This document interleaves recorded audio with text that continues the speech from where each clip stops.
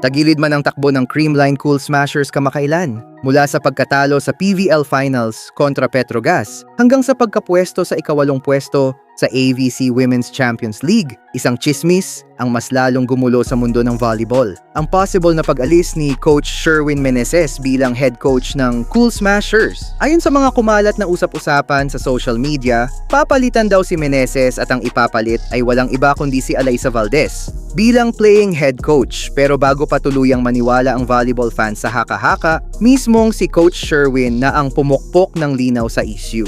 Hindi naman siya totoo. Chismis lang yun. Diretsong pahayag ni Meneses sa spin.ph. Hindi ko alam kung ano yung statement ng Rebisco dun sa issue na yun, pero issue lang yun eh. Management naman masusunod dyan.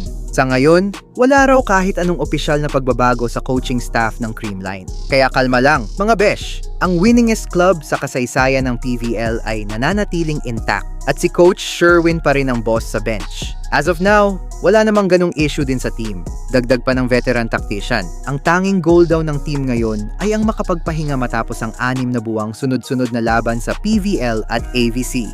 Normal lang lahat, bakasyon lang. Yun lang iniisip namin na makapagbakasyon. Pero mukhang mahaba-haba pa ang hintayan para sa much-needed break. Lalo't pasok na ang NU Lady Bulldogs sa UAAP Season 87 Finals. At tiyak na may mga national team commitments pang aabangan. Isa lang ang malinaw, habang chismis lang ang pag-alis ni Meneses, totoo ang pagod ng Cool Smashers. Nag-deserve nila ang bakasyon.